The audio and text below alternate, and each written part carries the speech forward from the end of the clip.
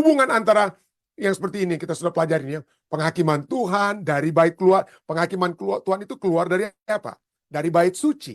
Ya, dari bait suci keluar penghakiman Tuhan. Tapi penghakiman Tuhan itu adalah sesuatu yang menghasilkan kesejahteraan.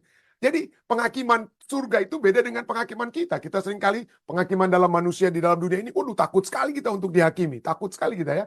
Wih, penghakiman itu seakan-akan ada konotasi negatifnya. Tapi pelajaran kita katakan apa di sini? Penghakiman Tuhan dari Sion, dari baitnya, menghasilkan kesejahteraan bagi yang saleh dan kekalahan bagi yang jahat.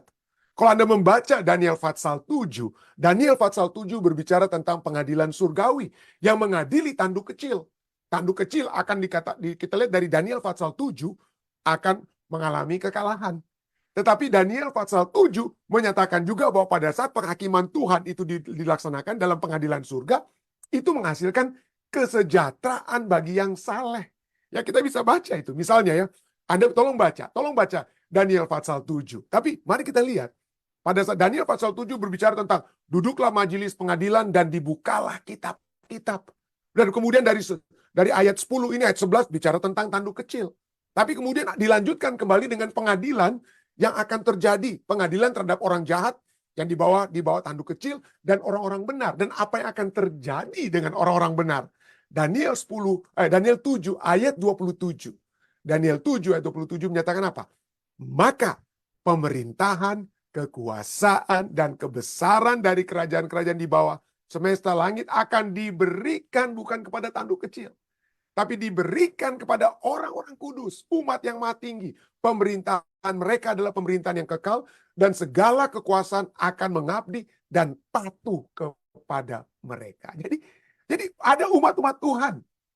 Umat-umat Tuhan yang akan menghadapi pengadilan, dibuka kitab-kitab. Kitab-kitab itu menyatakan apakah saya sudah menerima kasih karunia Tuhan Yesus Kristus? Ya, kita sudah terima. Dan apakah kita terus-menerus berada dalam kasih karunia tersebut dengan menghidupkan firman Tuhan? Firman Tuhan itu kita sudah lihat ya, seluruh Alkitab adalah firman Tuhan. Dapat dirangkumkan kepada 10 firman Tuhan. Dapat dirangkumkan dari 10 menjadi 2. Kasih kepada Allah, kasih kepada sesama. Ya, itulah 10 firman Tuhan. Ya, itulah yang menjadi dasar. Itulah menjadi dasar kekudusan Tuhan. Apa yang Tuhan kehendaki. Itu adalah summary, kesimpulan dari seluruh firman Tuhan. Ya. Firman Tuhan yang menuntun kita untuk pada saat ada pengadilan dibuka, kita dinyatakan selamat dan tidak menerima kutukan. Ya, itulah sebabnya pengadilan surgawi ini, penghakiman surgawi ini, seperti yang dituliskan begitu banyak dari Alkitab dalam Daniel 7 ini. Dan kita hubungkan dengan apa yang tadi diminta di dalam membaca Roma 8 ayat 33 dan 34, kita dapati bahwa pengadilan penghukuman surgawi ini bukan sesuatu yang harus kita takuti. Bukan sesuatu yang harus kita takuti. Roma 8 ayat 33 sampai 34 katakan, siapakah yang akan menggugat orang-orang pilihan Allah? Dipertanyakan, jadi rhetorical question. Artinya ya nggak ada yang bisa gugat, ya nggak ada. Tapi ini rhetorical question, siapakah yang akan menggugat orang-orang pilihan Allah? Allah yang membenarkan mereka akan gugat? Tidak. Allah akan membenarkan mereka. Siapakah yang akan menghukum mereka? Jawabannya tidak ada yang akan menghukum mereka. Ya. Kristus Yesus yang telah mati akan menghukum mereka? Bukan. Kristus tidak akan menghukum mereka. Bahkan yang lebih lagi, Kristus yang telah bangkit dan juga duduk sebelah kanan Allah, yang malah menjadi pembela bagi kita. Adakah Yesus yang menjadi pembela bagi kita itu akan menghukum kita? Tentu saja jawabannya tidak. Kenapa? Karena pada saat pengadilan surga itu terjadi, kita memiliki pembela. Pembela itu adalah Kristus. Ya. Dia adalah pembela kita. Kita sudah pelajari waktu lalu. Kristus adalah pembela kita, sahabat kita, dan dia bahkan adalah hakim yang akan memutuskan perkara. Ya, dia adalah hakim juga akan memutuskan perkara. Kita sudah pelajari itu. Lihat ayat-ayatnya. Jadi penghakiman surgawi adalah sesuatu yang harus kita nantikan, kita harus merindukan. Seperti orang-orang yang dalam keadaan tertekan dalam dunia ini. Kita sangat tertekan. Kita orang-orang yang suka untuk beribadah kepada Tuhan, tapi oleh sebab kerinduan kita untuk berhubungan terus dengan Tuhan dapat menyebabkan kita kehilangan pekerjaan. Ada orang yang kehilangan nyawanya oleh karena kebenaran. Ya. Dan mereka dapat berteriak, Tuhan, ya, berikanlah keadilan. Kami sudah menerima kasih-Mu, tapi pada saat ini kami juga menantikan keadilan-Mu, Tuhan. Menantikan penghukuman-Mu. penghukuman Tuhan itu, ya di dalam Alkitab kita sudah pernah pelajari, penghukuman itu bukan hanya untuk menghukum, ya, tetapi penghukuman itu juga untuk memberikan apa? Memberikan kebebasan. Kita ada masuk pengadilan, dapat dinyatakan kita bebas daripada tuduhan-tuduhan jaksa. Bersukacitalah kita kalau itu terjadi. Demikian juga kita menantikan pengadilan Tuhan. Karena kita justru akan dinyatakan benar. Dibebaskan. Kenapa? Karena kebenaran Kristus yang kita pakai. Kebenaran Kristus yang kita pakai. Itulah sebabnya. Penghakiman surgawi itu jangan kita takuti. Banyak orang-orang dunia itu tidak percaya kepada Tuhan lagi. Tidak mau berhubungan lagi dengan Tuhan. Karena mereka memiliki pemahaman tentang penghukuman Tuhan yang salah. Salah kaprah. Ya. Inilah sebabnya saya setuju dengan apa yang dinyatakan oleh Chris Jamie ini. Dia katakan apa? Penghakiman Tuhan tidak seperti penghakiman manusia. God's judgment is not like man's judgment. Penghakiman Tuhan itu bukan penangguhan kasihnya. Kalau kita dihukum, orang tua kadang menghukum kita kena apa? Kena hukumannya apa? Misalnya, nggak boleh pegang cellphone, nggak boleh pegang ini, nggak boleh keluar rumah. Kita dihukum. Penangguhan kasihnya. Itu manusia. Tapi penghukuman Tuhan itu bukan kasih Tuhan itu ditangguhkan, ditolak dulu. Bukan. Itu bukan penangguhan kasihnya, tetapi perpanjangan kasihnya. An extension of his love. Kenapa? Karena keadilan Tuhan itu selalu benar, maka penghakiman Tuhan sekalipun itu selalu berdasarkan kasih. Itulah sebabnya kalau kita saat ini seperti umat-umat manusia yang digambarkan dalam Wahyu pasal 6. Berteriak mereka kan di bawah mezbah, Tuhan berapa lama lagi darah kami harus tertumpah? Berapa lama lagi kami harus menderita? Berapa lama lagi kami harus, oleh sebab kami menuruti kehendak-Mu, kami tidak dapat bekerja pada hari Sabat, kami dipecat dan lain sebagainya. Karena kami mengabarkan Injil, kami dapat dibunuh dan lain sebagainya. Dengan kata lain, kami menderita sengsara dan lain sebagainya. Jadi itulah ya. Jadi pemahaman tentang apa? Tentang kasih Tuhan itu ada dalam penghakiman Tuhan yang berasal dari rumah Tuhan.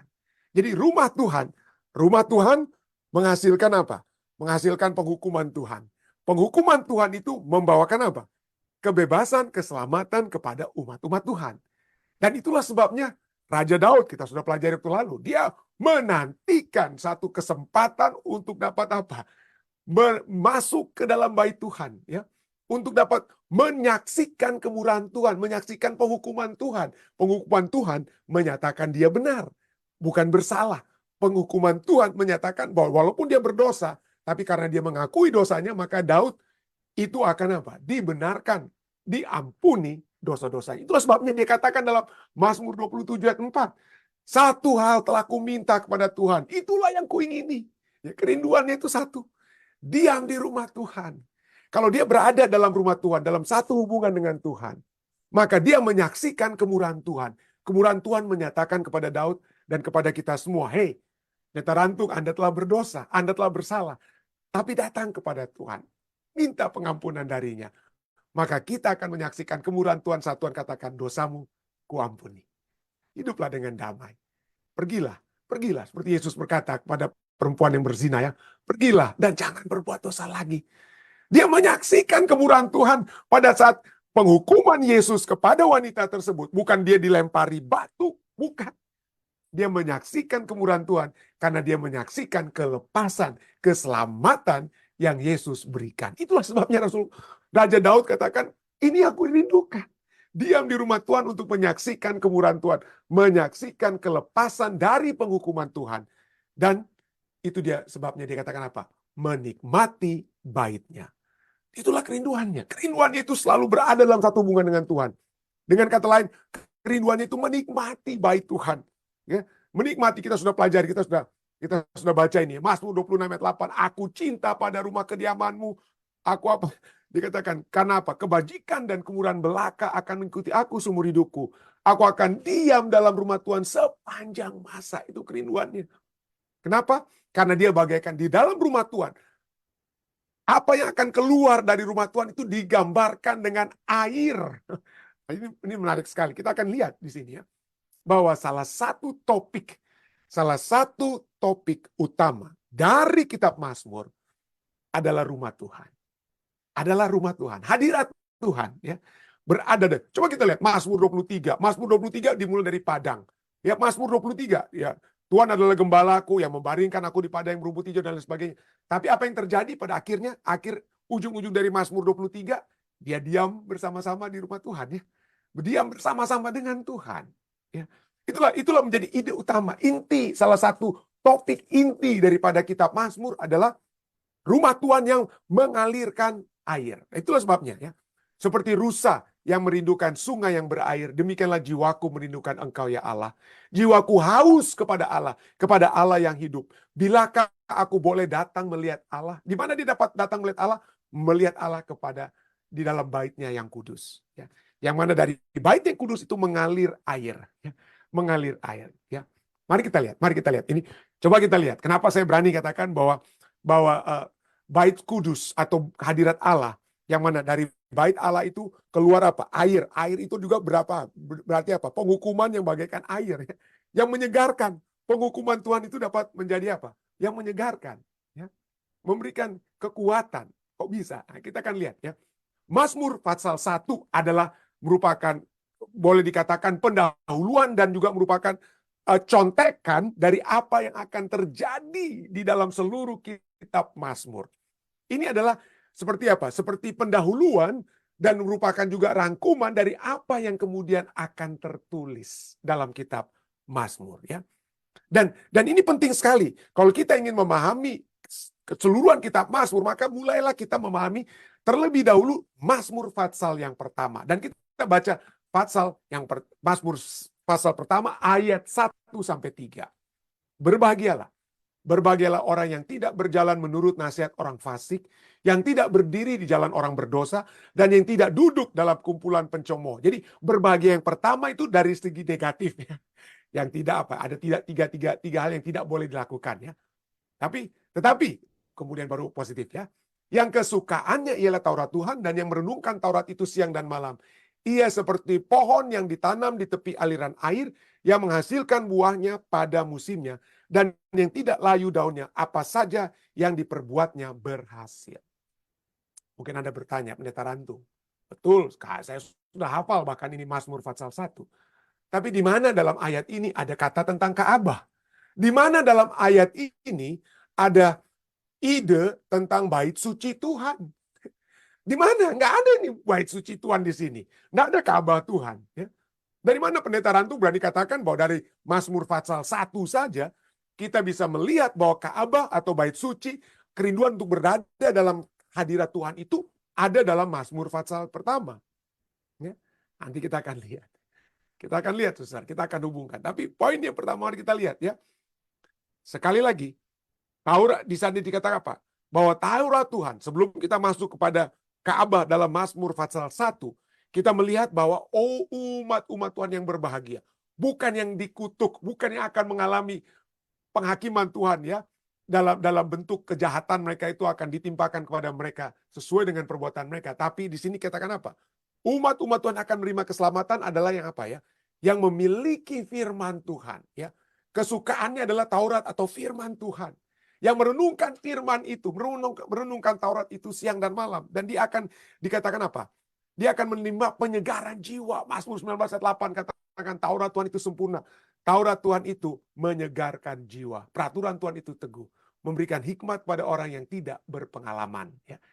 Dan setelah kita membaca hubungan dengan Taurat Tuhan yang menyegarkan jiwa dan memberikan hikmat, marilah kita pada saat ini, marilah kita melihat hikmat dari Mazmur pasal 1 ayat 1-3 ini. Melihat hikmat yang akan menyegarkan jiwa. Dan melihat bahwa Mazmur pasal 1 ini berbicara tentang satu kerinduan Daud juga. Yang sebagai penulis Mazmur yang terutama. Untuk memiliki kesempatan berada di rumah Tuhan. Dari mana kita lihat?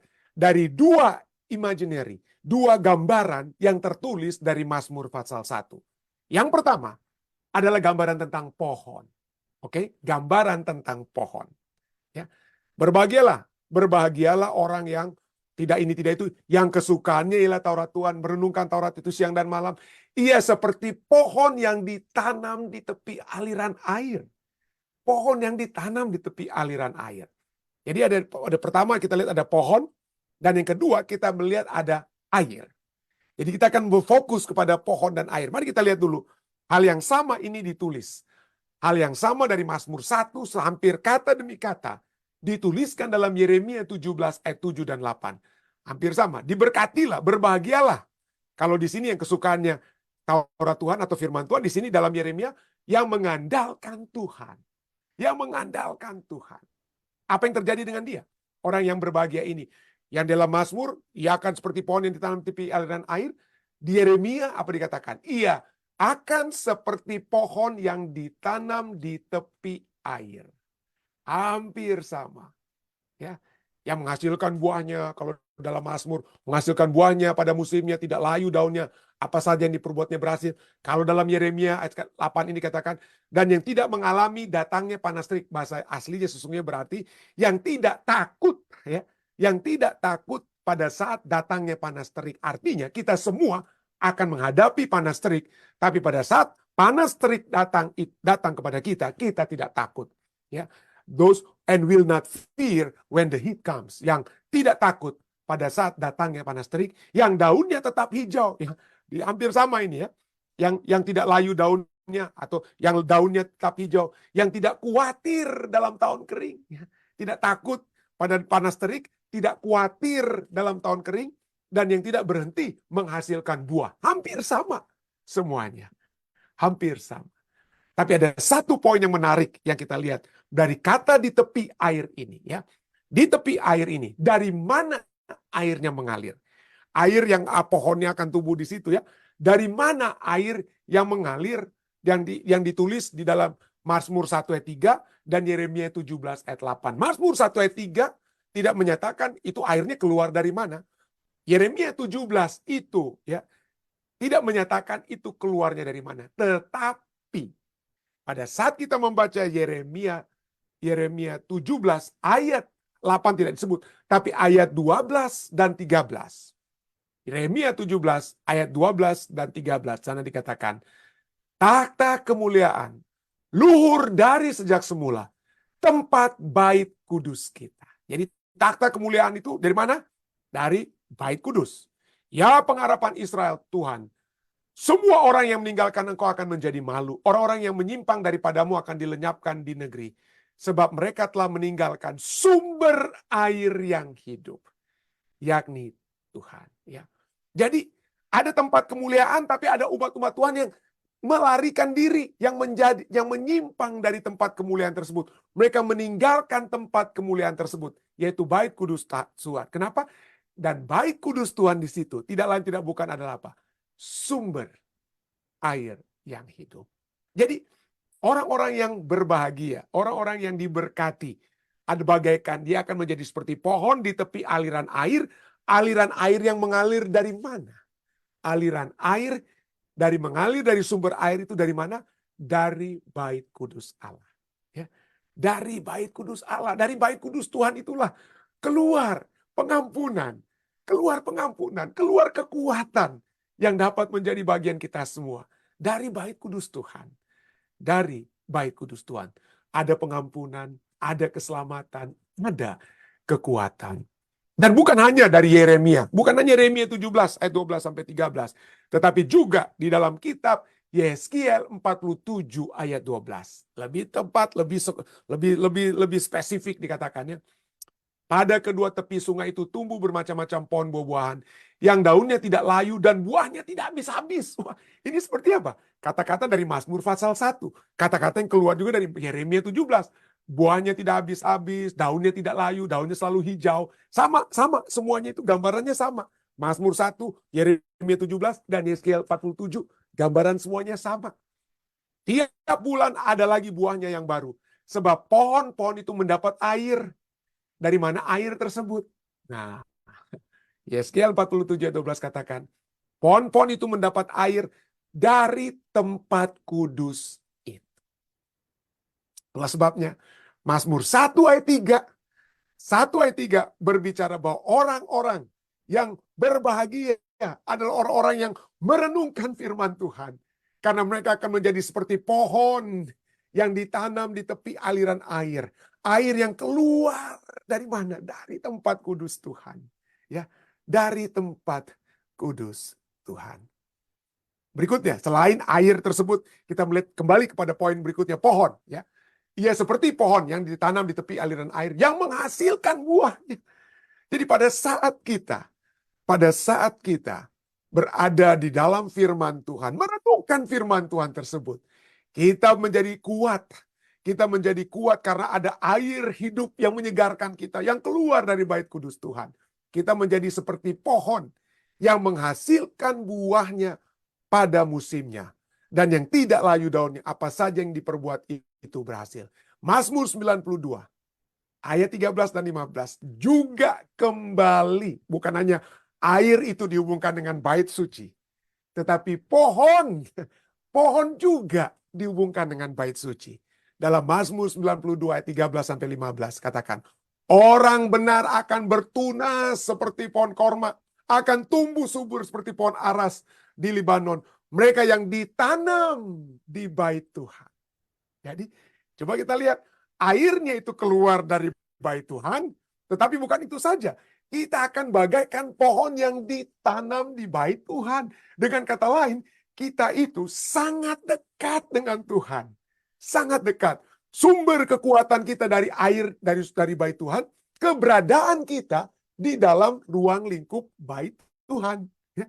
Itulah sebabnya Mazmur 1 itu berbicara tentang apa? Kehidupan umat-umat Tuhan seperti yang dirindukan oleh Daud. Aku rindu, aku mencintai bait-Mu. Aku ingin tinggal di dalam bait-Mu selama-lamanya. Kenapa?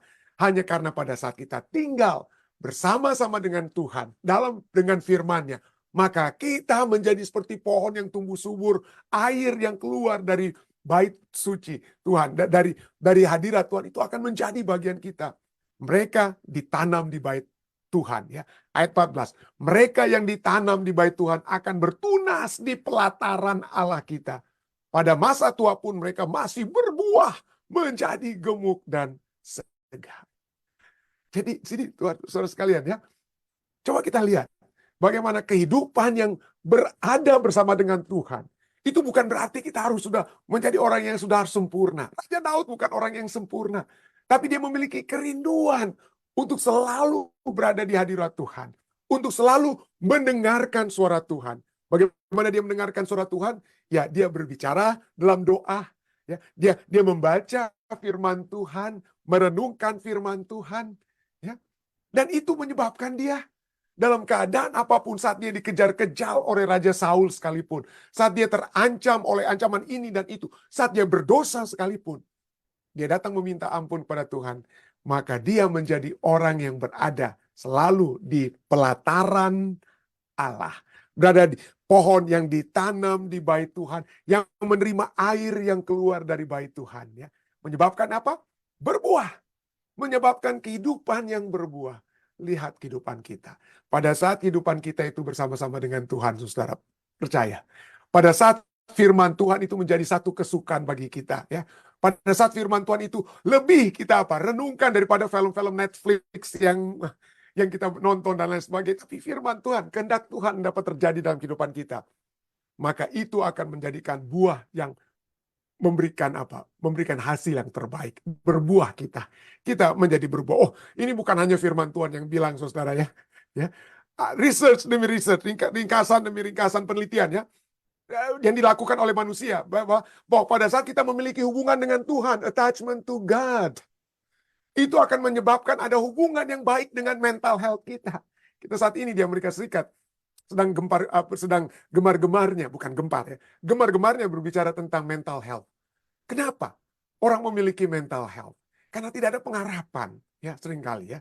Tidak memiliki pengharapan. Tapi pada saat kita memiliki attachment to God, ya, dan attachment yang penuh dengan sukacita. Kenapa? Karena ada orang yang percaya kepada Tuhan tapi takut-takut, ya, anxious manner, ya, uncertain, tidak pasti, ya. Kenapa orang yang beragama ada yang tidak merasa tidak pasti, tidak ada pengharapan walaupun mereka sedang datang ke gereja? Karena mereka tidak memakan roti hidup yang sesungguhnya. Mereka tidak mendengarkan firman Tuhan. Mungkin yang mereka dengarkan itu adalah yang mereka suka untuk dengarkan, lawak-lawak dan lain sebagainya, dan lain sebagainya. Tapi Kalau kita ingin dekat dengan Tuhan, dengan melalui firman-Nya yang menguasai kita, ya, bukan in uncertain or anxious manner, maka pendidikan menunjukkan satu keterhubungan yang erat dengan Tuhan melalui orang-orang yang mendengarkan firman Tuhan, orang-orang yang membaca dan merenungkan firman Tuhan, mereka lebih sedikit tidak mengalami banyak masalah mental health. Ya, bukan itu saja. Orang-orang yang dekat dengan Tuhan, studi menunjukkan, kalau kita orang yang percaya kepada Tuhan, memiliki hubungan yang erat dengan Tuhan, pendidikan menunjukkan kita akan memiliki usia 4 rata-rata, ya. Ada orang yang Anda katakan, oh pendeta itu ada orang tiap hari baca Alkitab, tuh 17 tahun dia sudah mati pendeta. Baca-baca Alkitab 17 tahun sudah mati. Ya, mungkin kalau dia nggak baca-baca Alkitab 10 tahun aja udah mati dia, mungkin gitu ya. Jadi jangan kita gunakan argumentasi seperti itu. Tapi ini pendidikan yang sudah nyata menunjukkan bahwa orang-orang yang dekat dengan Tuhan, orang-orang yang berhubungan erat dengan Tuhan, pada rata-rata usia mereka itu 4 tahun lebih panjang, lebih panjang umur daripada orang-orang yang tidak dekat dengan Tuhan. Kenapa? Firman Tuhan sudah katakan pada saat seperti Mazmur katakan, kita bersuka cita, yang kesukaan kita adalah firman Tuhan. Maka kita bagai pohon yang ada di tepi aliran air, yang airnya seperti kita lihat tadi, keluar dari bait Allah, dekat dengan Tuhan kita. Pada saat kita membaca firman Tuhan, kita semakin dekat dengan Tuhan kita, saudara. Karena dia sedang berfirman, kita dengar. Dan itu akan mengubah karakter kita. Keberdosaan kita bawa, kita mohon pengampunan. Dan dari waktu ke waktu, karakter kita semakin diubahkan. Maka kita bagaikan pohon yang berada seperti pelajaran kita ini malam. Ditanam di pelataran bait kudus Tuhan. Ya, di pelataran bait kudus Tuhan. Dan itulah sebabnya firman Tuhan tersebut akan memberikan kesukaan yang besar bagi kita. Bukan hanya umur yang panjang, bukan hanya seperti kita sudah baca ya. Pendidikan menyatakan umur panjang, tapi juga kita tidak mengalami beban mental stres dan mental health problem yang seperti banyak dialami orang saat ini. Kenapa? Karena titah Tuhan, firman Tuhan itu tepat, menyukakan hati. Perintah Tuhan itu murni, membuat mata bercahaya. Bukannya meredup-redup atau seperti saya masih berapa hari ini sakit mata, bukan gitu ya. Tapi poinnya adalah firman Tuhan itu akan apa? Membuat kehidupan kita itu penuh dengan sukacita. Itulah sebabnya Raja Daud berkata ya, biarlah aku datang ya, biarlah aku mengingini diam di rumah Tuhan. Bagaimana dia dapat diam di rumah Tuhan? Dia dekat dengan Tuhan. Bagaimana dia bisa dekat dengan Tuhan? Mempelajari firman Tuhan, ya, merenungkan firman Tuhan, diam di rumah Tuhan seumur hidupku, menyaksikan kemurahan Tuhan. Walaupun dia melihat masalah demi masalah ada dalam kehidupannya dalam dunia ini, tapi dia menyaksikan kemurahan Tuhan. Dia menyaksikan bahwa keberdosaannya telah dihapuskan pada saat dia apa? Mengakui dosanya, mohon ampun. Dia dibenarkan kembali. Dan itulah sebabnya dia katakan, aku ingin selalu menikmati bait Tuhan. Saya berdoa ya. Saya berdoa kiranya kita semua terus ya melihat bahwa penghakiman dari bait kudus Tuhan itu adalah sesuatu yang harus kita terima dengan sukacita, kita cari. Kenapa? Karena pada saat penghakiman itu bukan supaya kita apa? Kasih Tuhan itu dihilangkan dari kita. Tidak.